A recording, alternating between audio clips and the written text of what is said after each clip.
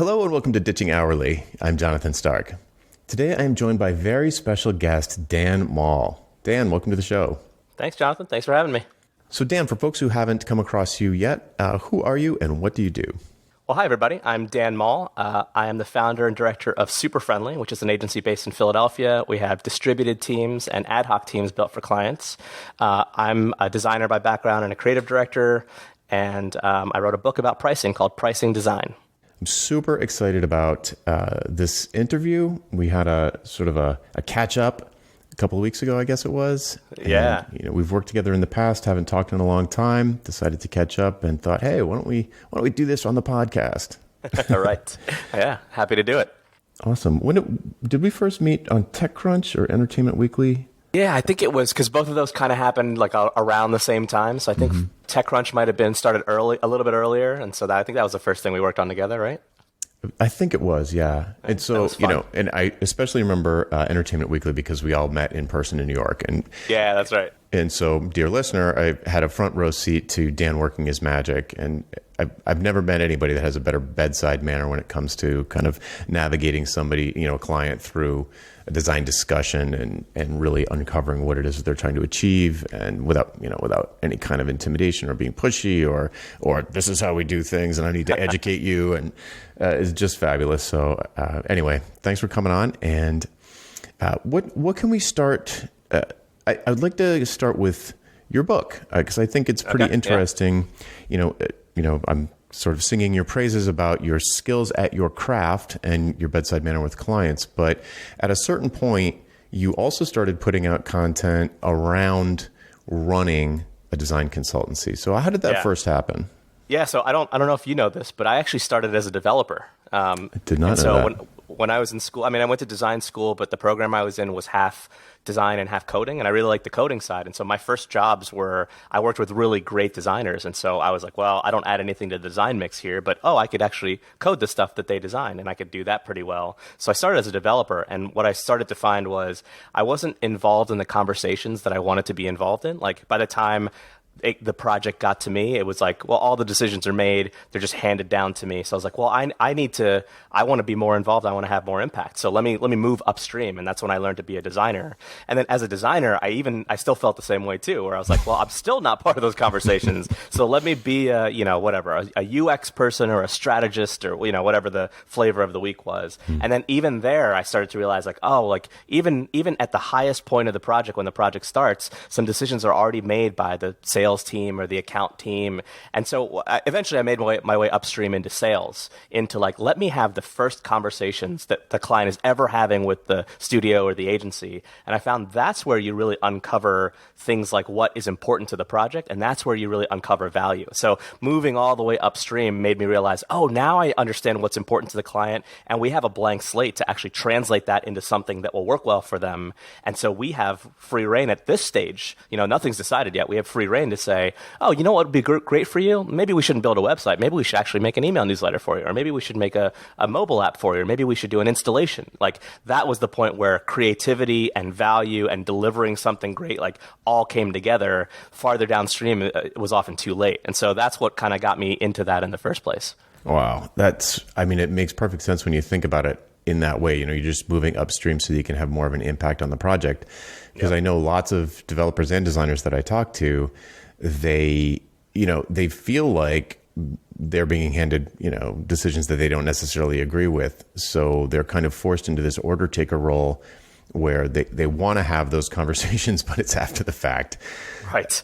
And at the same time, to frame it as moving upstream so that you could start to have the impact that you want kind of requires that you get into that sales conversation, which is a thing that again, designers and developers tend to they're a little bit allergic to that idea. Right. I don't want to do sales. That's gross, or, that's pushy, or I'm not outgoing. I need to be a gregarious, hand wavy type of right. always be closing person. And they're kind of grossed out by that. But the fact of the matter is that's what bad sales looks like. And good sales looks like what you just described, where you're collaborating with the client to make sure that everybody understands what outcome they want to reach, what business outcome they want to reach. And, working with them to perhaps guide them to the most effective way to get there, which, like you said, might not be a website, even though if that's what they perhaps called you to talk about. Yeah, it's sort of obvious when you think about it. When you've done it enough, it's obvious. But I remember when I was a designer, I had no idea what sales looked like, because good sales is invisible. Right? Like when a good sales process happens, it doesn't feel like sales. What we know of sales is what the sales that we see, which is like, used car salespeople, like that, that kind of like really pushy, trying to sell you something you don't want or you don't want to buy. And so that's what we see as sales, because we don't actually, when good sales happens, you don't see it. It just feels like the right conversation, and it feels like making things and selling things that people want and people buying things that they want, and need. And so I had to kind of change my mind about what sales actually look like. And I was like, oh, good sales actually looks like just asking good questions and being able to give good answers after a while, not even on the spot. And so that, like, kind of building up that skill was something that I was really interested in. And it was a new challenge for me as a designer. Yeah, it's energizing and fun. Even the client enjoys it. Like, when you're doing it right, the client's just super energized. Yeah, part of my favorite part about the sales process now is like coming up with options for the client. Like, that to me is like the ultimate test of creativity. It's like, it's so easy to say, yeah, we'll build you a website because that's the most obvious thing, right? Okay, so fine, let's get that out of the way. What else could we do for them, right? And I've come up with the craziest stuff that, like, I'm like, well, let me just talk to the client about this and see if they would like it, see if it's something that would be valuable to them. And if it's not, I don't want to sell it to them. But sometimes clients are like, actually, that was part of our 5-year roadmap, and we actually, sunset that project because we didn't think that we could do it, but now it's coming back up. So, like, it just opens a lot of doors that, if you just go in pricing the thing that the client asked for already, it's such a shallow way of looking at how to do business. Right. I always refer to that as self-diagnosis, because they're like, oh, I've got this malady or I've got this symptom and this Band-Aid is going to fix it. So let's go buy Band-Aids. And you get there and it's like, you show up and you're like, I don't know if a Band-Aid is really the right solution here. Let's talk about what you're trying to achieve. And maybe there's maybe I can super glue that thing shut. Yeah, right, it's kind of a gory analogy. I like it. So what does your sales process look like? What does this invisible sales process look like? So walk us through, say, like a first contact. Where your leads come from? How do they hear about you? What happens next? Yeah, gotcha. I actually I tweeted about this a couple of weeks ago. Like, I was working with a new person who's doing some sales for Super Friendly, and I figured, all right, let me map out the sales process, because I've never actually done that before. So I mapped it all out and I tweeted about it, and I just tweeted like, hey, would anybody want to see this? And like, I got a lot of interest in it, so I shared it. So I have the chart handy. You could put it in show notes or something. Sure, yep. The initial contact usually comes. It's usually pretty warm for Super Friendly, for the agency that I run, and it's because I spent a lot of time and have spent many years. And the people that I work with have spent many years, like, writing about what they're doing and how they're doing it. And that attracts people, like that blog posts and conference talks and workshops and webinars and all that kind of stuff. Like, I do a lot of that stuff, and the people that I work with do a lot of that stuff. And so I would say, I don't know, 80, 90% of the time, somebody who's coming to Super Friendly is like, hey, I saw you on this YouTube thing, or I heard you on this podcast, or I saw a conference talk that you did, or I read this book that you wrote, or this chapter or whatever. And we need that. Like, what you were talking about is a thing that we need. So could we talk about how you might do that for us? So it's usually a pretty warm introduction. It's a pretty warm contact generally. And so a lot of the conversation is less about like, are we a good fit, and more about like dialing that in to say, like, is this moment a good fit right now? Like, so we've already sort of established that, like, you want the work that we do, and we like doing that kind of work. So that is already kind of settled. But whether or not they have the capacity for it, whether they have the right team for it, whether we have the availability for it, like, that's usually what the conversation entails. And so, when it usually comes in through an email, or sometimes it's a Twitter DM or something like that, or it's an introduction from a friend. And then what I typically do is I typically say, I've got a handful of like boilerplate questions just to get the facts out of the way. So could you send this over? Sometimes clients will already send that. They'll say, hey, we put together a brief, or I have some notes. So sometimes they'll send that over. If not, I'll usually ask for that stuff, and I'll say, hey, let's get on a call. And then we get on the call, and we talk about all sorts of stuff. And I follow a lot what Blair Enns has been doing and writing about in his kind of 4 conversations. So I combine it a little bit. So one of the things that I do is try to have have kind of an evaluative, probative conversation combined with a little bit of a value conversation to say to the client, like, let me see what is valuable to you. Like, tell me about, tell me about you want. And it's usually very tactical at that point. Oh, we want a website because, whatever reasons. But when we keep asking why, well, why do you want that? And why is that important? And what happens if you don't do that? And, well, what's next after that? Like that starts to uncover a lot of different stuff. And that's what we end up talking about. Mm-hmm. And so those first conversations, and I say conversations plural to say, like, most times it's 2 or 3 of those conversations. It's not like, it's not one conversation, then I can go and write a proposal or anything like that. It's like, I need to know a lot about your business. And that conversation usually goes one of 2 ways. The first way that it goes is that sometimes clients are like, why do you need to know what our annual revenue is? Yeah. And that's a bad sign. That's like, okay, we're probably not going to be a good fit to work together. But then the clients that are receptive to it, the clients are like, oh yeah, we're happy to share that information with you because it'll help you to make a good proposal to us or help you to understand what you could do for us. Those are the conversations that end up going really well. Absolutely. Yeah. And you're referring to Blair's book, Pricing Creativity, Blair Ann's book, Pricing Creativity. Great book, very practical.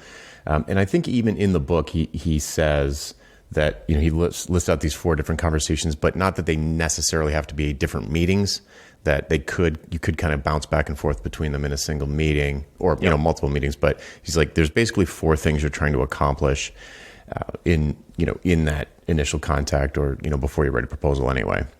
Yeah, exactly. So I tend to fall into that camp, which is like, it's hard to make those conversations really separate because they just bleed into each other naturally, or at least the way that I do it bleeds into each other naturally. Me too, so yeah. I tend to combine all of those into the same conversation. Yeah, I lump the whole thing under what I call the why conversation because, as you said, you just have to ask why to uncover, the what they're trying to achieve, like the fundamental thing, because they're operating at this. They tend to be, at least the folks I'm dealing with, they tend to be already way into the process. They've already done a bunch of stuff internally, and I'm kind of like joining the show in progress, and I didn't see the first 30 minutes of the program, right.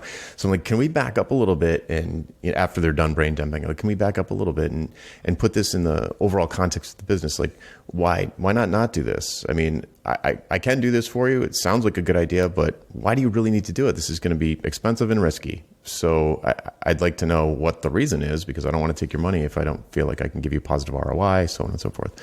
Yeah. And it really is a feeling of uncovering it with them. And it's not quite to the sort of therapy. It's not quite a therapy session, but it does make them sit back and think through, well, why are we doing this? Like, we haven't really articulated that in a long time, or maybe a single decision maker had a vision and dropped the hammer and everybody's scurrying around like ants. Let's get this done.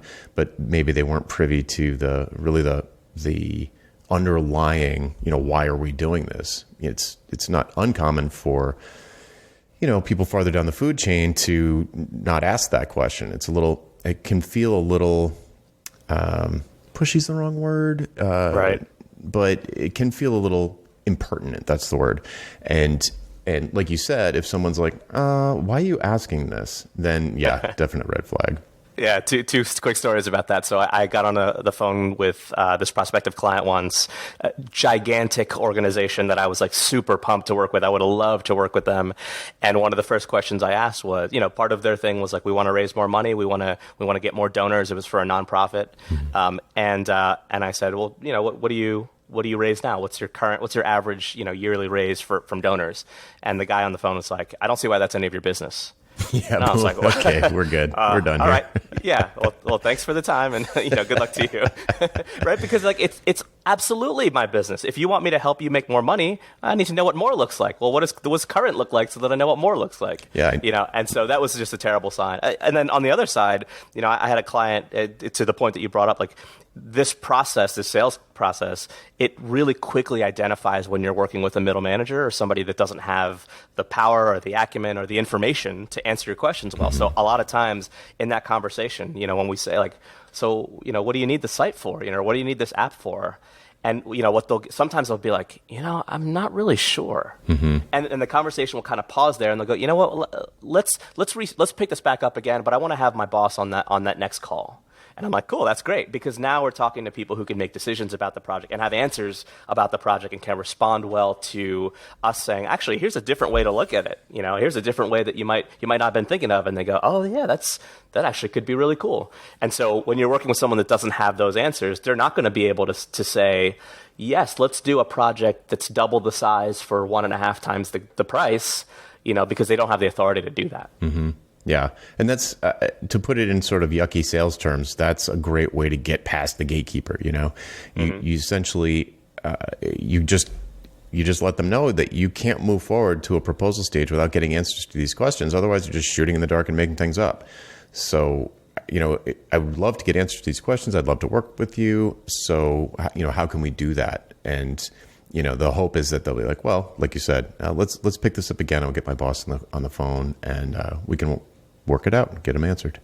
Yeah. So I know one piece of feedback that I always get when I tell this to, freelancers or new agency owners or anything, they're like, wait, like how many phone calls do you have with a client? I'm like, I don't know, sometimes 3, 4, 6, and they're like, well, how long's your sales process? And I'm like, oh, I mean, sometimes 6 months, a year, that, and they're like, I can't believe that, because one of the things that is so easy about billing hourly, right? It's like getting into a taxi. It's like, as soon as you get in, you start the clock. Yeah. It's like, and so to someone who's used to that, they're like, wait a minute, like after the first 10 minutes, I could just say, all right, well, it's going to be $150 an hour. Let me know when you want to start. But you have no idea what you're doing yet. And so for me, what I find is like, I'm kind of a go big and go home kind of person. And like, I don't mind doing a 6-month sales process to get $1.5 million project, right. When sometimes my apprentices are here in the studio and they're like kind of listening to these phone calls and they're like, man, you've been talking to them forever. I'm like, well, what did you expect? Did you expect that I would have a 30-minute phone call with them and then they'd pay me $1 million? Like the return on that seems ridiculous, And so I think that sometimes, especially to get bigger projects or to get to the meat of an issue, it takes these conversations. It takes this time to invest and to really spend time so that you're doing the right thing, and then on the back end you get compensated for that for that effort because you're really digging into their business, sometimes even more than the client is. And that is what you get paid the big bucks for. It's not writing code or jumping into Photoshop or Sketch or whatever. Like anybody can do that. That's commoditized. But like people who can go in and analyze a client's business and make good recommendations for them and make them double the money that they were making last year, like that's worth it. That's worth a truckload of money. Mm-hmm. Yeah. Yeah. I saw a great tweet. There's an old joke the other day that was, was basically, you start coding, I'll go find out what they want.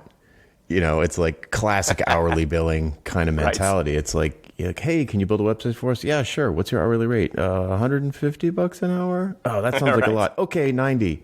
All right, let's get started. All right, when can you start? Right now. All right, great. And then you like open up your code and you're like, wait, I don't know what I'm doing here. Like, right. Like here's some features. I haven't asked any questions. And to me, that's the big difficulty in the mind shift of going to something like value pricing, for example, is in the initial meetings before you write the proposal is switching your brain from trying to uncover scope to uncovering business outcomes.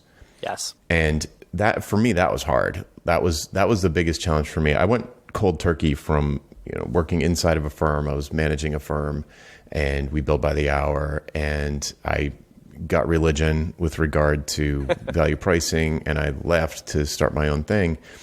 And I still found I probably had between 4 and 6 phone calls where I was still caught myself asking questions about like, oh,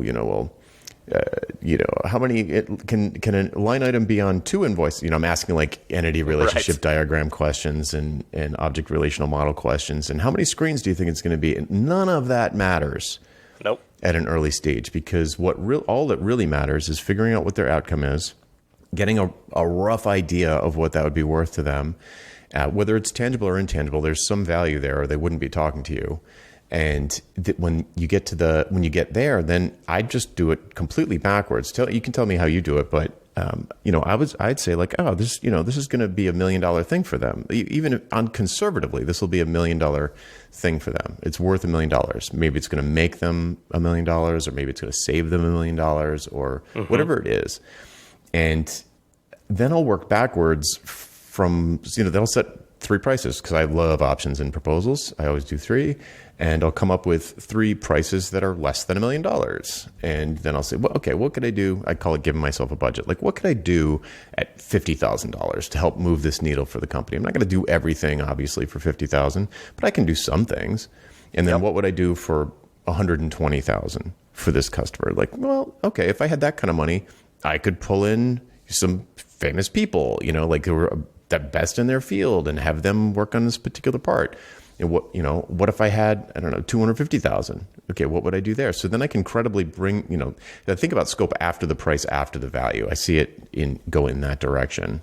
Totally. I do the exact same thing. You can't see me, but I'm nodding vigorously as you're explaining this. It's like, I do it exactly the same way, which is like, first you got to know what it's worth to them, And I wrote a post about this, about break-even points in value pricing, that like, one of the things I'm looking for in every conversation is where's the point that it breaks even for them? Like, if you're working with let's say a higher ed institution, right? That's a common example that I get a lot where people go, well, yeah, but in higher ed, it's not about like the amount of revenue that they would make. Yeah. I mean, maybe not directly, but indirectly, like, because for a lot of higher ed institutions, like they want admissions. So if they build a new X, that gets them more applications, more admissions, more people in seats, more butts in seats. How much is a butt worth? What's that worth to them? And so every company has their own unit of economy, and so for higher ed, that might be a person in a seat who's taking classes. For a sales company, that might be more leads, for it might be about growing a community or growing a network. It might be, whatever that might be. And if you can quantify it that way, then then you can have direct conversations about going like, well, if you got 1,000 new students because of this, what would that be worth? Would that be a home run? Yeah, right. Exactly. And you can even, one of the things that we end up doing a lot is like taking guesses and being okay about being wrong. Like, well, if you got 1,000 more students out of this, we think that's probably worth $500,000 to you. And they would go, no, well, not really. I mean, it's probably closer to like, 350 maybe. Yeah. And you're like, okay, cool. Like, all right. So we were off on the math, Totally. Like, so, and that's helpful, and so yeah, I do it the exact same way. I forget where I read this. It might have been like Ron Baker's book or something like that. Mm-hmm. It was a big revelation for me that value drives cost. It's not the cost drives price, right? So once you find out about the value, it's Baker, yeah. Yeah, I love that because especially in the model that I have where I don't have a full-time staff, I pull teams together ad hoc for projects. If with the $1 million option, like you said, I could bring on a $100,000 art director or a strategist that's charging me $200K because I've got the margin for it in that option.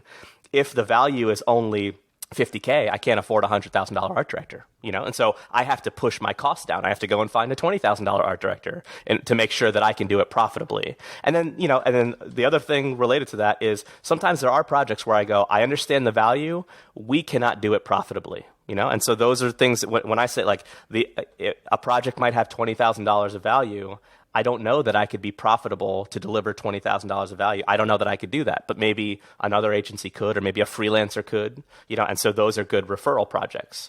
And so that really changed my mindset about it is once I understand the value, how far down can I push the cost, to make sure that my profitability, my margin is intact, but that comes only after you understand the value of the project. Yeah, 100%. And I say this all the time. In fact, dear listener, if you haven't listened to it already, there's an episode, Ditching Hourly episode called Value Pricing Cuts Both Ways. And value pricing is not a license to write $1 million proposals. If you're getting clients who are going to get massive value out of what your contribution to the outcome is, then yes, you can dramatically increase your annual revenue, let's say.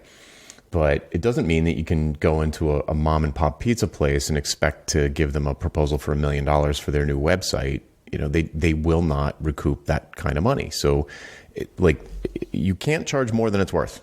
Boom, yes. Boom, right? Yes. So the value has to be there. What it's worth to them has to be there. It has to be high enough for you to have some profit too. Like both parties profit. That was another huge. I also think it was Baker, and I'm pretty sure, I think both things we're referring to were in Pricing on Purpose, but I'll actually check and put it in the show notes. Great book, very theoretical, but really good. And the concept of the double thank you, the mutual profit, that yes, the money is flowing from the client to you, but the client is profiting. If you're doing your job right, they will get a profit out of it too. They have to. One of Mike Montero wrote the foreword to my book, and he wrote this great thing in it. He said, "You, from reading this book, you will make more money than Dan will ever make from having written this book." And that's the point, right? That's the point of the book. That's the point of value pricing, is that your client should make a ton more money than you do off of this. Like, that's why you get to charge a lot, because they made more. If they were making less, why would they do business with you? Right. if they weren't breaking even at least, much less being more profitable because of you, then there's not a good reason to hire you. Yeah, they're going to regret having done it, Totally. which is a situation that billing by the hour sets up, because just to loop back to what we were talking about earlier, you can get started before you know what business outcome they want. They have one. They wouldn't have called you if they didn't have one. They might not even be able to articulate it without some Right. assistance from you, but it's there, or they wouldn't be sending you money. So if you don't uncover that first and you start working, and you get to the top of your estimate, like you estimate it's going to be $10,000, you spend the whole budget, they've got nothing to show for it yet, because you're kind of just driving around in the dark doing best practices and not actually moving towards some particular goal. And they start to freak out because the amount that they've spent with you is starting to exceed what it was worth to them in the first place. But now they've got this sunk cost, and they're like, they've got a tough decision to make. What am I going to do? Is throw good money after bad and hope that I only spend a few thousand more maybe, or just kill the thing and just lose the 10 that I've spent so far and just feel burned. Either way, they're going to feel burned. It's not a good way to have long-term client relationships. I mean, if you're listening and you're like, that doesn't happen to me, then great. You're excellent at estimating. You're excellent at getting scope up front. And people can be good at that. I know that there are people like that out there. I know them personally. But still, it's extremely common for hourly projects, especially software projects, design projects, to go over budget, or for buyer's remorse to set in, because the wrong conversations were had up front. Everybody's focusing on the wrong thing.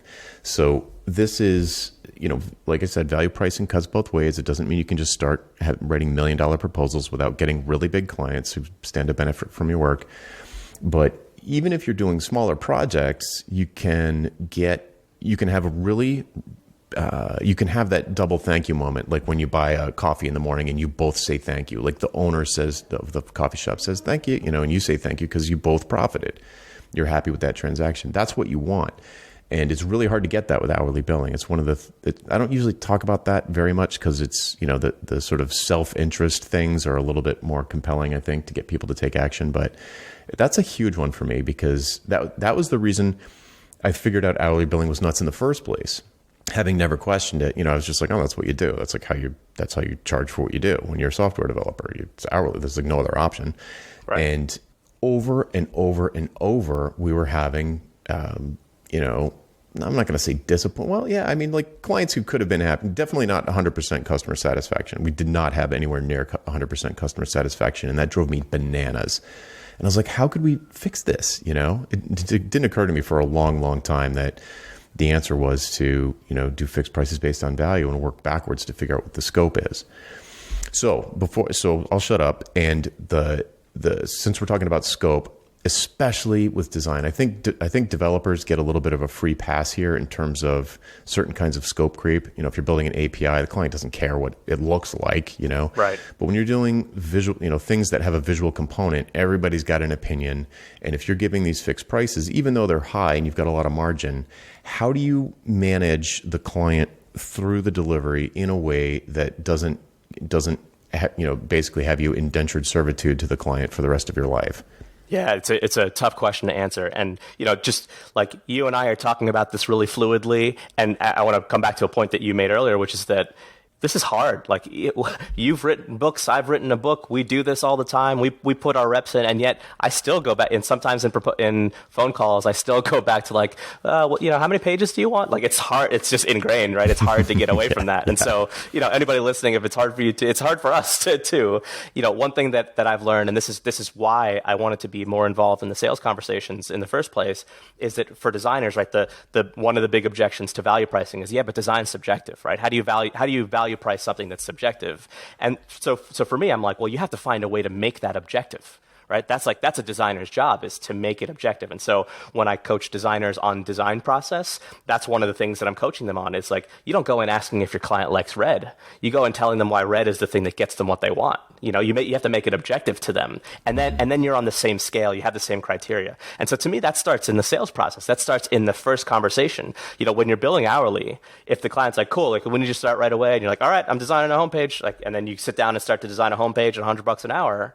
You have no idea what kind of homepage you're making. Like, you don't know what the features are. You don't know what the content is. You don't know what it's supposed to do. You don't know what the IA is. Like, you're just going.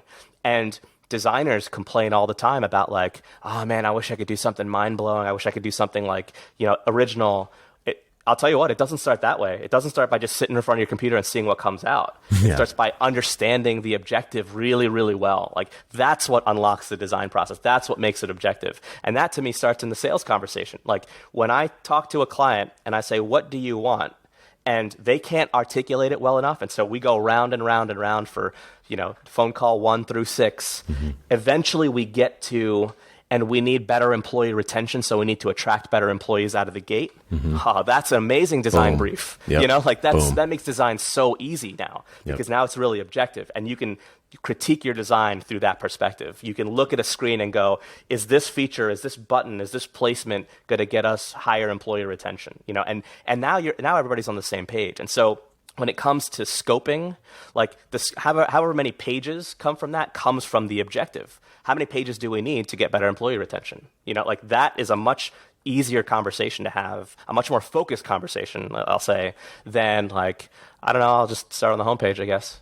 Yeah, it's just so now vague. I'm nodding vigorously. It's like those meetings. I'm talking to the listener. Those meetings where you're sitting in a room and you're getting super frustrated because the client is like doing one of those clients from hell things that you hear about. And believe me, I don't believe there's such a thing as a client. Well, I know there is certain. It's a fringe thing though. Like, no, usually, I'm with you. Yeah, usually it's a relationship problem. And anyway, those meetings when you kind of get this client from hell and you're going around the room like, should this be blue or bluer? And and everybody's like, Facebook does it like this, and Google does it like that, and Twitter does it like this, and our competitor does it like that, and some people are colorblind, and I'm just like, oh man. And the problem is, the reason those meetings happen is exactly what Dan's talking about here, which is that nobody has defined the objective. Once you have the objective, you can measure that. Like, the designer doesn't even have to ask. Like, you don't have to talk about what color blue. Yep. You just be like, I'm the one who knows how to achieve this outcome with color or layout or placement or maybe copywriting or whatever. Totally. Depends on what they're hiring you to do. And wait, what are you trying to achieve? Oh, you're trying to win an award for your architectural work. All right. Well, I'm the architectural photographer. I'm going to go win you some awards. You make a nice building, and I'm going to take an award-winning picture of it. Yep. Don't tell me how to light it. Don't tell me where to stand. Right. Because, and here's, now, Mike Montero, since you mentioned him, has a great riff on this. That's basically like, you don't go into a design review and say, what do you think? What do you think? No. Oh, that's death. That's the kiss of death. Yeah, it's death. You don't go in and like go through like your decision making process for like, well, we thought about this type and that type. Which one do you like better? Like, come on, who's the expert about type here? It's crazy. It's crazy. I feel like you get to that point by building trust throughout a project. And one of my favorite phrases to use in the design process is, remember when we agreed that? Right? And that, in order to say that to a client, remember when we agreed that the company culture was less important than your main sales proposition, right? Like, remember that? Like, and the client, oh yeah, I remember when we said that. I remember when we agreed that. In order to say that, you actually have to have had a point where you agreed on that. Yeah. And to me, like, you can trace that all the way back to your initial conversations in sales. Totally. Remember in the proposal when we wrote that we were going to get higher employee retention for you? Mm-hmm. Like, remember when we said that was the most important thing? Have your priorities changed? If they have, that's totally cool. But now we need to go back to different steps of the process again. Yeah. Like, so it's cool if you change. Like, we can be agile, we can be nimble, we can shift. But that's what we agreed on, and so that's what we designed this based on. And then, I mean, I love the stuff that Mike writes about this. You never go into a client going like, well, I made this blue and I made this red and I put this at the top. And what do you think? Because if we're playing the what do you think game, then they have full liberty to tell you what they think. Well, I hate purple. That's what I think. Yeah. Don't ask for people's opinion. Right. So in a design review, I very much direct, I'm kind about it. I try to be gracious about it to the client, but I direct what I'd like feedback on and what I wouldn't like feedback on. So at the end of everything that I'm showing, I'll point back to goals. All right. I'll say remember when we talked about this? Here's the manifestation of it in the header, right? Here's the navigation that we came up with because of that agreement that we had prior to this meeting. In the last meeting, we agreed on that. Okay. So now we're building upon that. And then at the end after I show them all of the things that they should have expected to see from the last meeting, then I say, and here are the things that we're not sure about. This is what we'd like feedback on. 1, 2, 3, and 4. Anything else is off the table. Yep. We want feedback about whether or not you think this does a good representation of how your company is portrayed, or whatever the things are. These 4 things are the points of conversation. That's what we're going to talk about. That's what we want feedback on. Everything else, trust us. Exactly. And like even in the sales process, one of the things that I find myself saying over and over again is I have some clients that are a bit hesitant to hire us, right? So what they're trying to do is they're trying to make the statement of work ironclad. It's like, well, can we add this clause and this clause? And I'm like, listen, if you don't trust us, don't hire us yet. Like, it's totally cool. Like, we can delay the project. Let's do some more due diligence. Like, I will refer you to past clients that will give us referrals. I can send you material that we've written and case studies that we've done. Here, listen to this podcast. Here's a bunch of things that can give you more confidence in hiring us. If you're not confident yet, that's okay. But let's not start the project until you hire us, because I'm going to cash in the trust at some point during this project. I'm going to say to you at some point, remember when you said that you trusted me when you hired me? I'm cashing that in right now. We're not talking about type. Do you trust me? And so I'm going to cash that in. And so I want, in order to get to that point, you have to have set the table for that long ago. And that's why that's why I went all the way from being a developer all the way upstream to I got to be in these initial conversations, because I need to be able to build upon those things throughout the whole project. Mm-hmm. Yeah. So this is so funny because we have different lines that we use, but we do the exact same thing. So my line for when somebody comes to me with essentially a distraction kind of scope creep request, like, oh, you're working on the website anyway, can you throw a carousel on the product page? And my line is, how does this contribute to the stated product goal of the project? I love it. And they'll be like, well, when we think about it, if they can make a case for it, I'll do it. Right. And I agree, but they can't. It's right. just it's like, oh, while you're working on it, can you throw in a few other things? And another thing that you touched on that I also have the same experience, different language, is in the sales process. If you let the client push you around in the sales process, why do you think they're not going to push you around when the project's going on? Oh yeah. So you have to be pushing back on things. You have to be challenging them, and good clients will like that. If they're looking for an expert, if you're good at what you do, I mean, that's a precondition. And yep. if assuming you're good at what you do and you feel a sense of mastery over your craft and you believe that you can achieve outcomes for clients that are beneficial, okay, okay, let's just take that as an assumption. That's like table stakes. Then when you get into that meeting, you want to be consultative with them. I usually say you want them to convince you that it's a good idea to hire you. And in that meeting, I'll even, and I do it with humor but firmly, but with humor, I'll say, once we get started, my mission is to make this project a success. You are probably going to ask me to do some things that I'm going to say no to because it threatens the success of the project. It's not about me thinking my way is the right way, or, it's not a power struggle. I'm going to be a rabid advocate for this project succeeding, and that success looks like whatever the home run was that they told me about. And we're going to be measuring these leading indicators along the way, like you referred earlier to increasing admissions. Maybe it's that they want to increase admissions. Okay, so we can measure that along the way. We'll find a way to test it while we're working, make sure the car is still on the road and we're not in a ditch. And just to pile on your point, you got to tell them up front, I'm going to be saying no to you. You're going to ask me to do stuff that I cannot do. It'd be like going to a doctor and saying hey doc, could you just make my legs longer? No. Right. No, there are reasons why that would be a bad idea. Right. Regardless of how much you might want your legs to be longer, the professional. You cannot let like the client. Here's another thing that is related. The client is the expert of their business. They know their business way better than you ever will. You are the expert of your thing, whether it's design, development, whatever your thing is. And those two things need to intersect, and there sort of needs to, here's another line I use, I'm going to retain veto power on certain things. Because if I don't, then why are you even hiring me? Hire someone that you can just boss around.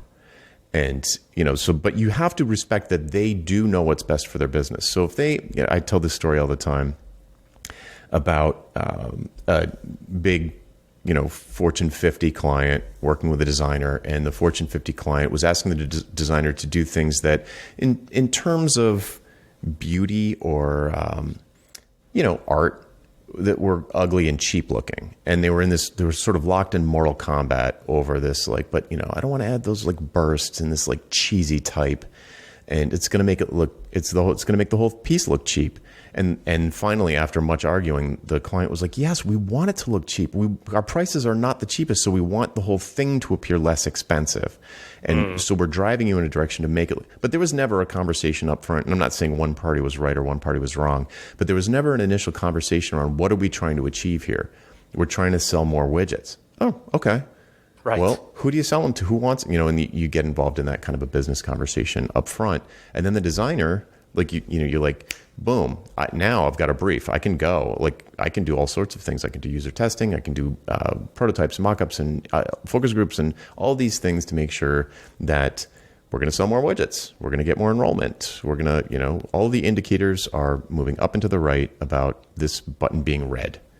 Yep, totally. I think that if you can establish that in the sales process, if you have that mutual respect for your client and they have it for you, that the projects go well, because of that, and you can have healthy conflict that leads to good products, that leads to good work because of that. I don't know if you're a sports fan or if you ever read Grantland. So Grantland was like a sports blog that was by ESPN, and Bill Simmons was one of the writers who writes The Ringer now, and we worked on the Grantland redesign, and so. One of the things that happens, we did good design work in that project, and we did a ton of different versions for them.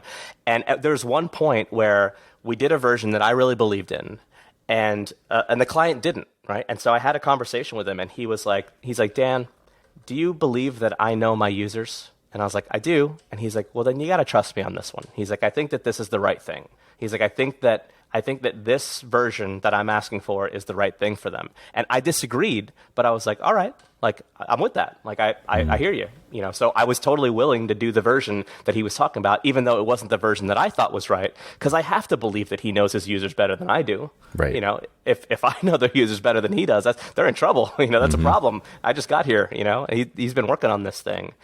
So I think that's the kind of healthy conversation that you have on a project. Now, Grantland got shut down, so see what he knew. I'm just kidding. But that's a conversation I want to have with clients on the project, is where we are going to butt heads, right? It's inevitable when we're going to be that close on a project for 3 months, 6 months, a year. We're going to butt heads. We're going to step on toes. But if you have that mutual respect that starts in the sales process, where they go, all right, we're going to battle on some of these things, but it's going to be okay. It's going to battle test these products that we're making and these projects that we're doing. I find that those are my favorite projects. Yeah, and even though you are sort of this sort of wrestling, it's not, butting heads is a great way to put it. It's not really a wrestling match. I almost said that, but it's creative friction, and each party has their area of expertise, and they need to come together, and there's going to be some friction there. And but at the end of the day, it is a mutual respect thing. I think that's a great way to put it, because a lot of times when I say to people that, don't go into a design review and say, what do you think? And the pushback that I'll get from designers who it's not clicking with them yet is like, oh, so the client shouldn't have any input on their design. And I'm like, no, the input that they should have is at a completely different level. They're going to have tons of input, but not about my job. They're going to have input. They're going to set the goals. They know their products better than I do. They know their users, or their clients, or their customers, or their guests better than I do. They're the expert at that.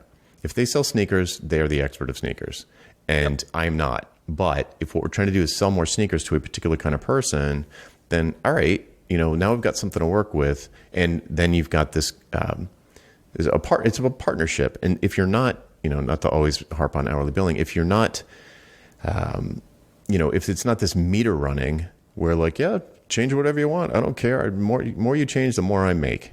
Right. If you're both on the same side of the table, even though there's sort of creative friction happening, you're still partners. You're still trying to get the same outcome. You're still driving to the same thing. For different reasons. The client is financially motivated to want the project to reach a successful conclusion because then their goals are going to start to, it's probably whatever their goal is. Let's say it's making money or whatever. More applications or whatever the thing is, they want that to happen as soon as possible because the longer it takes, they're losing out on all that money that they could have made in the 6 months while they were waiting.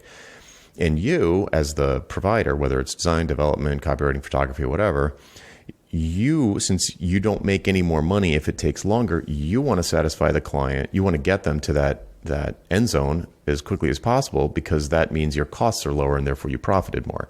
So you both have a financial motivation to get the thing done well and fast. So yeah, totally. It's great. It's great. I love it. One of the things I love about value pricing is that for me, it's been the most successful way that I could come up with a balanced project, right? A project where it's not like the client is dominant and I'm subservient, or I'm dominant and the client's subservient, right? It's not one is the ruler and the other is submissive. Mm-hmm. It's that we both come to the table. Like to me, it levels the playing field to say, we're going to be really good at this part and you're going to be really good at that part. And it's going to be worth this. And we're both going to be working toward this. So let's be partners. To me, it's been the most successful and clear way to say that. I just never was able to do that. I tried hourly billing before, and because it was the easiest thing to do and because I didn't know what else to do. And it just tipped the scales too much. Like it was too finicky. It was too fragile. Like, sometimes the client felt like, well, I'm just being taken advantage of because you're just running the clock. Yep. And then other times I felt like, well, this time isn't worth it. Even though I'm getting paid for this hour, it's not time well spent. So the scales tip too easily in that model. And, I have friends that say that they achieve good balance with hourly billing. I don't believe them, but sure, like cool, like whatever model works for you. But for me, value pricing has been the thing that has been able to help me say that more clearly to the client than any other methodology I've tried. Mm-hmm. Yeah, so I think I mentioned earlier, if you're amazing at your estimates and like you're always coming in on budget, you did essentially give them a price. Sure. The problem happens when you're having the wrong conversations up front and then you don't hit your estimate. That is really, really common. So I'm not saying there aren't outliers who are amazing at defining scope up front and understanding how long it's going to take them. Like the person who's doing the sales meeting is also the only person doing the development. They've been doing it for 20 years. They know exactly how long it takes them to do things. And they say, yeah, this is going to be, 200 hours times my hourly rate, and they hit it. So essentially they gave the person a price because it was real. But the problem is it is an estimate. And if you're not great at it, then things go horribly wrong because you probably had the wrong conversations at the beginning. Yeah. So it just encourages scope creep and it encourages this trust fracture between the two parties. The incentives are polar opposite. It's better for the client for it to be done quick. It's better for the designer or developer for it to take a long time. Totally. I feel like if hourly billing gives the wrong anchor on the project. Like the anchor, the thing that has to stay fixed is the estimate then, right? Mm-hmm. If you're billing hourly, you live and die by your estimate. Right. And with value pricing, you live and die by the outcome, right? So if you live and die by the outcome, then the estimates can change, right? Then you have freedom around the estimate. We change our estimates all the time. We say, hey, we're doing this thing and we think we'll be able to finish it in 2 or 3 weeks. And then we learn a new thing and we're like, oh, this blows the doors open. This is great. Like this would actually help get the outcome to a higher level. I think it'll be an extra week on it. It's not going to cost you anymore, and the client's like, all right, well, it doesn't cost me anymore and we get a better outcome. Yeah, great. Let's spend the extra week. Yeah, and we're already covered because the margin's great enough. We already know that we're profitable. Like it allows us to be much more flexible about how we achieve the outcome than having to live and die. Well, we said 9 weeks, so we got to nail 9 weeks. Yeah, that's a funny thing people bring up about ads. Like, oh, I would love to do value pricing, but we're agile, so we can't do it. And I'm like, no, that's just no. Right, it works so much better. Right, it's so much better. because then you can go all over the place. You can learn. But you mentioned it, and I'm going to hammer on it. You have to have high margins to give yourself that freedom. Otherwise, you will put yourself out of business. I forget if I mentioned this in my book, but it's in a podcast somewhere. It's that like I did a project once where we scoped in our initial estimates. We scoped 3 rounds of design, and we ended up going 13 rounds because the client gave us good feedback on every round, and it just wasn't there. And normally, and in around whatever 9 or 10, the client was like, "Are you gonna send us like a change order or something?" I was like, "Nah." And they're like, "Well, why not?" I'm like, "Well, because we're good. We're covered. Like." It's fine. Like you're giving us good feedback. This is good for the project. We believe it. Like we think you're giving us good feedback until we got to round 14 where the feedback wasn't very helpful. And I called the client and I said, "Hey, I don't think round 14 is going to matter." And she was like, "Yeah, all right. You're right." Right. Yeah. And it was because I gave her 10 free rounds. To her, if they felt like 10 free rounds. To me, we were just doing what was right for the project. Exactly. And so that flexibility existed because our margins were, 150% margin on that project, or something like that. Yeah. So it's like, yeah, cool. As long as you're good with extending 4 weeks, extending your deadline 4 weeks, which they didn't have a hard deadline. So they're like, yeah, that's fine. Then we could be really flexible in that project. Yeah, let me call out something. It's a little bit of it's related to what you're saying, is that a lot of times clients will be super worried about deadlines and hitting milestones and all of this stuff. They are in that habit, maybe not all the time, but a lot of times they'll have these phony deadlines because it's not because they actually care about the deadline. It's because they're used to the meter running. And it's not that they're really worried about the deadline. They're worried about going over budget. So even when you're giving somebody, somebody would say like, I would give them a fixed price based on value. So here's the price, and they want to know, well, when's it going to be live? I'm like, I don't know. It's going to be a collaboration. It's impossible to say. I'm not in control of it. No one is. The CEO of your company couldn't drop a hammer and say this has to be done by this. It's a fantasy. Right. So we can rush it if you want, but I'm not in a rush. Are you in a rush? And well, no, we're not really in a rush. We want it done as soon as possible, but there's not a particular date. I'm like, well, I want it done as soon as possible too, because the longer it takes me, the less I make.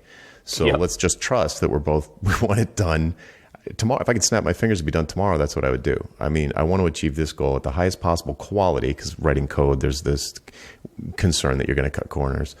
We want this done super high quality. I'll give you a bug-free guarantee for a year. So that ensures you that it's in my best interest for this code to be good and maintainable and bug-free. And I'm going to do it as fast. Like, look at the incentives. Why would I take longer? But I'm not going to promise a deadline, because then we start focusing on the wrong thing, start thinking about sign off, and that's bad for the client. Yeah. It's about you be rushing things, and where would we cut corners? We'd cut corners on quality. And I don't want to do that. So let's just give it the time it needs. We don't know what that is yet, but just reiterate to them that it's not going to cost them more if it takes longer, because they are used to it costing more if it takes longer. So you kind of have to disabuse them of that notion and just continually remind them that, nope, I'm not going to send you a change order. I built everything into my price. That's why it's more expensive, because you're not taking that risk. If you want to go, they come to you and say, well, you're twice as much as the next quote. I'm like, well, the next quote was probably an estimate. And if you want to roll the dice with them, great. Just call them up and say, hey, will you stand behind this price? Like, not to exceed. They're going to say no. If they say yes, go with them. Right, but, exactly. Yeah, I would go with them too, but they're not going to. So, that's why I'm more expensive. Yeah, I love that. I love playing the other side of it too, which is like sometimes, with a client, I'm like, we'll launch whenever you want. You want to launch next week? Sure, we'll launch what we got. Is that what you want? And they're like, well, no, it's not going to be complete. I'm that's like, great. So then what do you like? What are you afraid of? Well, we're worried that you're not gonna spend the time to do it right. Okay, so now we're back to trust again. Yeah. Like, okay, so now we're at the root of the issue. Let's slow it down. Like, it's fine if you don't believe that we have the integrity to do what we say. Don't hire us. That would be a foolish decision. If I were advising your company, I would advise you not to hire that vendor. Yep. Right, and that vendor is me. Mm-hmm. So don't hire me then if that's the case. Instead, spend more time with me. Like let me walk through a bunch of case studies with you. I'd be happy to do that. Let me introduce you to former clients who and tell you how we earned their trust. Like all you have to go on is my word and my portfolio. So let's spend as much time with those two things as you want to for you to feel comfortable that I'm not going to extend the project unnecessarily. Why would I, like you said, I have zero incentive to do that. In fact, I have incentive to do the opposite. I want to finish this project as quickly as possible. What I want, and I say this to clients all the time, what I want is for you to have no feedback so that we speed through all of this. Right? Like I make a thing, it's perfect, and we push it live the next day. Like that's the perfect project to me, and I think it's the perfect project to you too, right?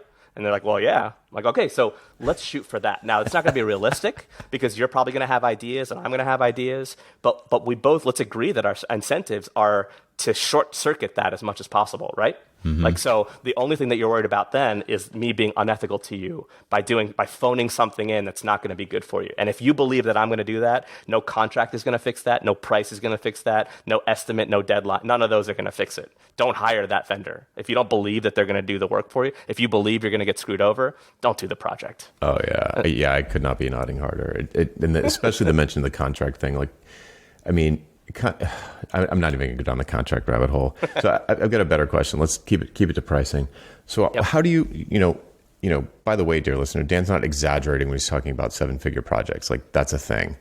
And what I'm curious though is how do the payments work? So we're saying like, no deadline. It'll be done when it's done. It'll be done when it's right. How do you you ask for 100% up front? Is there like a deposit, then 30 days? Like how do you usually do that? Yeah, so I have a starting point, but one thing that really unlocked the value pricing even more to me is realizing that the cash flow is also a point of negotiation, right? Where we can negotiate on that. So what I typically ask for, and actually I don't even ask for it when I send a client a statement of work, it's just in the statement of work. Here's the payment structure. Here's the payment schedule. And what I start with generally is half up front, and then the remaining 50% amortized to the first of the month of every month we're doing the project. So if it's a 12-month project, 50% up front, and then 50% divided by 11, and due on the first of every month. That way I have regular cash flow. Mm-hmm. You mentioned this earlier, and so this is like a bit of a tangent, but like I almost never will do payments on approval or on milestones because I don't want it to be based on approval because they could withhold approval for any given reason. And so I say, all right, I know that I'm going to get paid June 1st, July 1st, August 1st, September, I can cash flow all of it. Now, some clients are like, well, we can't do that for lots of reasons, some fake, some real. Mm-hmm. And so that becomes a point of negotiation. Oh, okay, you want it to be one payment up front and one payment at the end. So what that means for me is the risk is I have to make one payment last until the very end of the project, which I don't know when it is. You don't know when it is either. We can estimate, but we're both there's some margin of error there. Mm-hmm. And so the risk is higher for me. So if you want to do 2 payments, then what I want to do is 60-40 instead. And so that becomes a conversation point with the client. And usually with the companies that we work with, it's not just the person who's hiring us. It's that person plus legal, plus procurement, plus finance, right? So there's a lot of people to kind of loop in there. And so typically what I'll do is I'll try to have terms that, again, what I'm shooting for is a balanced project, one where we're not taking advantage of them and they're not taking advantage of us. What do I want on payments? I want good payment, a profitable project with regular cash flow. Right? That's my incentive on the payment side. What does the client want? They want to know that they're paying for good work and that they're not going to get stiffed on the work. So how do we build a payment structure and a contract and an MSA and a statement of work that marry that? So to me, like those things represent how the project is going to go. That process is a good test cycle for how the rest of the project is going to go. So that's what usually I put in my statement of work is 50% up front, the rest amortized. But also, a lot of times I'll say, clients will say, well, we can't do that, or it's a little bit too high for, the price is too high. Like we get the value. You're right. It is worth that, but we just can't pay that right now. And I go, all right, well, if you pay it up front, I could give you a 6% discount. Yep. Right? So we'll do 94% up front if you want to do that. And that way it alleviates some of my risk and I'm alleviating some of your risk. So to me, I look at payments as risk mitigation on both ends. And it's a conversation point about how much risk from each end can we take away. Oh, that's so, yeah, I 100% agree. You articulated that better than I do. That's fantastic. And I just want to kind of point out that what aren't you negotiating? You're not negotiating the dollar amount. It's obvious. I mean, you're saying this, right. That's what you're describing, but notice that it gives you something to negotiate on so that you can meet them halfway and balance the risk. but they're not saying it's too much. It's not sticker shock. They're not arguing with you about like, oh, could you do it for, is that your best price? Could you do it for, 20% less than that or whatever? It's like, I have literally never, like, when I put together a proposal, I think really hard about it before I send it. Cause I'm like I'll put it down and come back to the next day and say like, look at that. And I'm like, all right, is this going to close at this price? Cause I am not, cause in a case like where I really want the client for some reason, I really would love the logo on my website or whatever, just be a good project. Right. I'm like, I am not going to lower my price. Like, I just don't do that. Yeah. So I look at it and I'm like, can I make a case for this price? Like next day, I'm like, can I make a case for this price? And I'm like, yeah, I do. I do. I have a case for this price. Okay. Or and if I don't, I'll lower it or I'll change it or I'll think it through and like rework it. But that is the price. If they want to negotiate the price, we're not working together. But I will. I ask for, I try to make projects smaller, not bigger, because I'd like to have a lot more smaller projects because I don't put teams together and I don't want to take on all that risk. So I try to do more like a phased approach and do like, just kind of, that's how I manage the risk. Yeah. So, and I also don't have the patience to have like a 9-month sales cycle. I just don't. So I try to do is minimize them. Smallize them. That's not a word. I like it. I try to minimize them into phases, and maybe it's different with development. Who knows? I don't know, but it's probably just personal taste. But I'm like, okay, this is the price, and then I'll say 100% upfront. Like I don't even talk about it. It's just like stated very plainly in one sentence. Because if somebody's gonna freak out about something, it's gonna be that, because it's a very bold request. We're still talking like 6-figure projects. Totally. It's a lot of money to give somebody up front, and they need to have a lot of trust. All of that you said before is super true. And a lot of times if they're gonna freak out at something, it'll be the 100% upfront request, not the dollar amount, because I've probably done over years of getting better at this. I've probably done a pretty good job guesstimating the value to them and giving a couple 3 prices that are totally reasonable, given that we agreed on this particular outcome and the value of it. So yeah, I'll get the people, they'll be like, well, how about 50% upfront and 50% on completion? And I'll be like, well, I don't want to put the pressure on you guys to like sign off too soon. And that, if we have a milestones or, a launch date and that's the sign off, that's, in my experience, it's always too soon. There are going to be things that are wrong. The paint's not dry, dry's wrong. The cement's not dry, whatever you want, metaphor you want to use. There are going to be surprises after that. I don't want to write up, some change requests or a new project to address these future issues. Let's just let it freeze like a lake. And at some point we're going to know that it's done. It's safe to walk out there. We launched it, but launch is not when it's done. There's usually, for me, the projects I do, usually after launch, there's still, stuff. There's still stuff that happens. There's always stuff. Mm-hmm. One of the things I learned when I was billing hourly or by time is that where you negotiate, I think this is good, for anybody that bills for time, stop doing it. But all right, if you're going to keep doing it, like you negotiate on scope, right? That if you're going to negotiate the price, it's not, can you do the same amount of work but for 10% less? No, the right way to negotiate that is, sure, I could do 10% less on the price if I do 10% less work. Like that's fine. I'm happy to do, like, if you want to take 10% off the price, let's take 10% off the work too.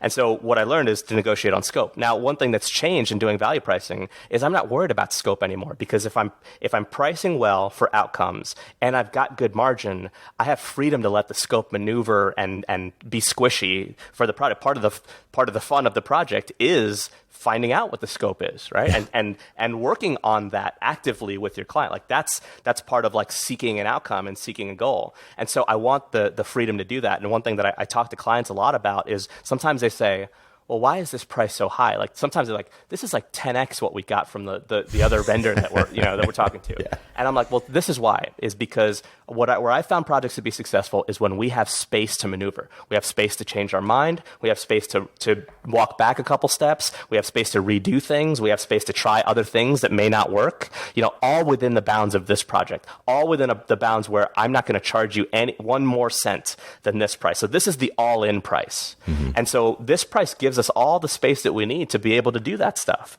And so to me, negotiating on price means negotiating on scope. If I don't have a scope, there's no negotiation on price. Really, what we're talking about is whether or not that outcome is worthwhile for them. And in proposals, the last two proposals that we wrote, we included right next to the price, this is the break-even point that we believe. We believe that 1,000 students, admitted will get you to this break-even price, or we believe that, X amount of more people to your mailing list, or 10 more leads a month gets this price to be worth it for you. And we put it right next to the price to say, like, this is the thing that we want you to negotiate on. If you want to negotiate on anything, tell us that we're wrong there. Tell us that the math is wrong. So, because then we're happy to rethink that. Like, that's okay for us to go back to the drawing board for, but it's not like whatever price you come in at, we're just going to try and shave 10% off of it. Like, I hate that stuff. I would rather go in and say, this is a balanced price. It's fair to you and it's fair to us.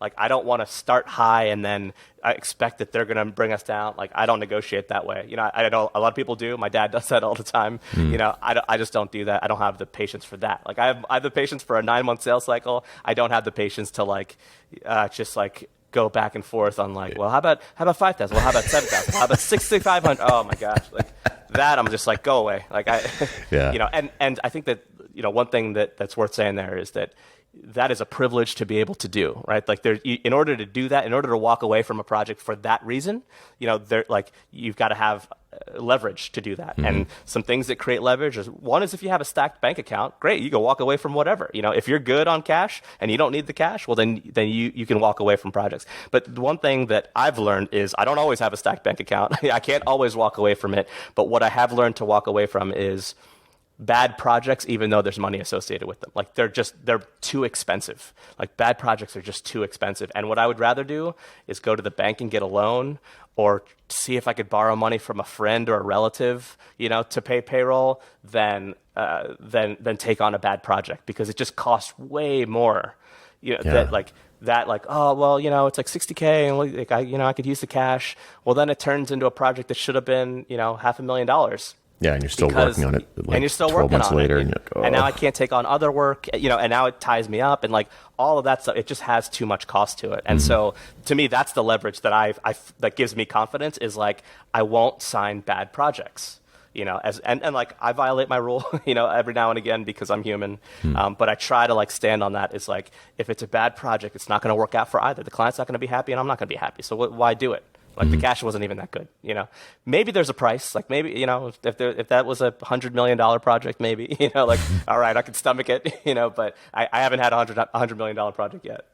Oh man, that's so good. So maybe we could close on your thoughts about how someone, it's like, I get this sometimes. Feel like, oh yeah, it's easy for you. You can walk away from projects, but I can't. So what do you, when you're sort of counseling younger designers who are trying to make this leap, try to escape from this hourly trap, what are some bits of advice that you could give maybe people who are listening who just this feels unattainable, I'll never get there? Yeah, gotcha. I'll take a little bit of a long way around that. I think it was on the Basecamp blog, maybe. There was a post that they wrote about Warren Buffett and how Warren Buffett never schedules meetings more than a day out or something like that. And the feedback is always well, yeah, because he's Warren Buffett. But Warren Buffett has been doing that since before he was Warren Buffett. That was just a thing that he did. It was a thing that he decided to do. And you might argue that he became Warren Buffett because of stuff like that, right? It wasn't that came once he became Warren Buffett. That was what made him that. And so I think there's a little bit of that for designers. It's not that oh, well, you could do that because you have, X thing that I don't have. Sometimes you just got to start doing it, right? And so how do you do that with confidence? It's kind of related to the point that I just made, which was you have to create the leverage for yourself. You have to create the advantage for yourself. And some advantage might be, this is the way that I started when I first started freelancing, was I took every project. It didn't matter how bad it was, but for a purpose. And that purpose was, I'm going to build up a bank account. I'm going to build up a reserve of cash that after 3 projects, I had enough that I could walk away from the next crappy project. It doesn't take much. It just takes having that extra $1,000 in your bank account, that extra $500 to go, yeah, you know what? I would rather take my girlfriend out this weekend. I would rather just watch movies this weekend than work on that crappy project. and having that little bit of extra reserve. It doesn't have to be, your 6 months emergency fund. That little bit of reserve for cash for me was what helped me kind of have that confidence to go, all right, I can be a little bit more choosy now. And then you just keep building that stuff up. Be smart with your projects, be profitable, like do good work. Sometimes take projects for money, like in the beginning, but like let that cash ride you out. I was just talking to a friend who's an agency owner, and I asked him the same question yesterday. I had lunch with him, and I was like, how'd you get past the working paycheck to paycheck? And he's like, well, in the beginning we took everything, and in that first year taking everything meant that now in our 20th years of business, like we're still riding that, like that little bit of extra cash from every project, just building that reserve, building that reserve, building that reserve. Now we can walk away from whatever we want because we've built that up over the years. So it doesn't take much. It's just a little bit at a time. But that's what I suggest. I know a lot of freelancers that have started that way too, and they're killing it because they're able to be more and more choosy with that little bit of extra that comes from every project. Yeah, Blair Enns talks about the stench of desperation that emanates from you if you need the project for the money. It stinks. Oh, it's terrible. They can sense it. It's just you cannot hide it. So you really need to be, I always call it like you got to have your keep the lights on money. If you are not sure where your next rent payment is coming from, and some just awful, I'm not saying like a bad client or an evil person or anything like that, but you just know you're not going to be a good fit. Like you just don't communicate well with this person. They're in an industry that you're not really liking or whatever. It's just whatever. It's just not going to be a great project, but you're like, nah, but I need that $1,000 really bad right now.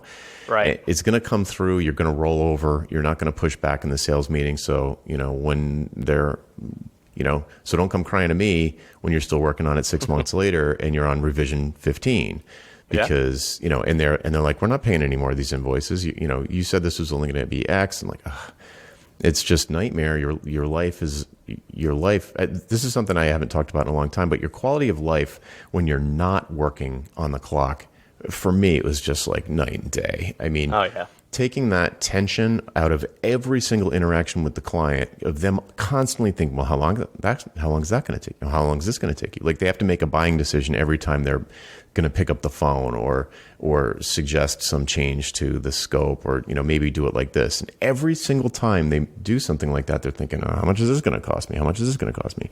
And so there's this constant internal struggle that they're having that bleeds through in both directions. It's just awful. Stop doing it. Please stop doing it. Yeah, I that's why I like a long sales process, is because it gives you a chance to test out your client, like see how you're going to work together. If you can't even get to a contract together, how are you going to get to a design revision? How are you going to get to shipping something? We last year we walked away from a $2 million project because the process of like even agreeing on the terms and the scope and the outcomes and all that was so laborious. And so one day I just called the client and I was like, hey, has this been really difficult for you? And they were like, honestly, yes. And I was like, it's like taxing me and my team too. Like it's killing us, like this has been really difficult. And we think that this is probably not a good fit. And this is after weeks and weeks of like trying to come to terms with like what we were going to do and all that. It was just hard. And I'm like, how are we going to do a year's worth of work together? And they were really upset about that. They were just like, well, like, because for them it was sunk cost. For them it was like, well, listen, we put weeks of work in with you. We told all of our other vendors to go away. And I was like, but guys, that this is not going to be a great project. Like you can tell, and we got yelled at on the phone, and the main client there, like he yelled at us and he called us names and he insulted us and like all of that. Like, and I was like, well, cool, like done deal now. Like, thank you for cementing that, Thanks for proving this was the right decision. Exactly. And it was like, that's why I like kind of a longer sales process. It gives you a chance to test some of those things, is to go, trust your gut on that stuff. Like if it smells off, it's probably spoiled. Yeah. You know what? You're actually bringing me around, because when you first said 6 or 9 month sales process, I was imagining that kind of that it was more of that like negotiating happening that whole time, when instead, now that you've sort of called that out and given earlier examples of like, hey, if you don't trust us yet, go listen to a podcast, go trust us more, or get someone else. That's not alarming to me at all. I mean, that's more like, it's almost like a one-on-one content marketing play. You're like, right, exactly. That doesn't, actually, I would have patience for that when you put it like that. Oh, And that's I would cool. much rather a client do that. And to me, that's the opposite of the story I just shared, where a client comes back and says, all right, listen, I read this book chapter and I listened to these podcasts and I have some questions for you. I'm like, yes, Yeah, that is the perfect. kind of client I want to work with. Like that's a great sign. And so a little bit of time, a little bit longer time in the sales process allows for some of that back and forth. Yeah, I think it was Seth Godin I recently saw. He said if you don't like sales, stop thinking of them as prospects and start thinking of them as students. And it was like, oh, I love that. So good. That's really good. It's really good. Oh, cool. Well, Dan, this has been absolutely amazing. I know we both have to run, but thanks so much for coming on and sharing all of that experience and wisdom you've built up over the years. I think it's super valuable, and thanks so much for coming on. Yeah, thanks for having me on. This is a great conversation. I love geeking out about this stuff. So thanks for the opportunity. So where can people go to find out more about you? Yeah, so I tweet somewhat regularly at Dan Mall on Twitter. I tweet about design and sales and business development and the Philadelphia 76ers and who won last night. Thank you. So happy about that. And danmall.me is my personal website. Superfriend.ly is the agency that I run. So check out our work there and listen to some of those podcasts that I tend to send to clients. So we do all of our case studies as podcasts. So you can read it if you want to, or you can listen to it if you want to. And the last thing is my book about pricing. It's called Pricing Design. It's distributed by A Book Apart. So you can get it. It's 50 pages, so it's really small. You can read it on a flight or a long bathroom break. You can get it at abookapart.com. Awesome. All right, Dan, thanks so much. Yeah, thanks, Jonathan. All right, folks, so that's it for this time around. Thanks for listening. I'm Jonathan Stark, and I hope you join us again next time for Ditching Hourly. Bye. Would you like to learn how to get paid what you're worth? How about selling your expertise and not your labor? We work through all of this together in the pricing seminar. Pre-registration starts soon, and you can sign up to be among the first to know when early bird pricing is announced at thepricingseminar.com. That URL again is thepricingseminar.com. Hope to see you there.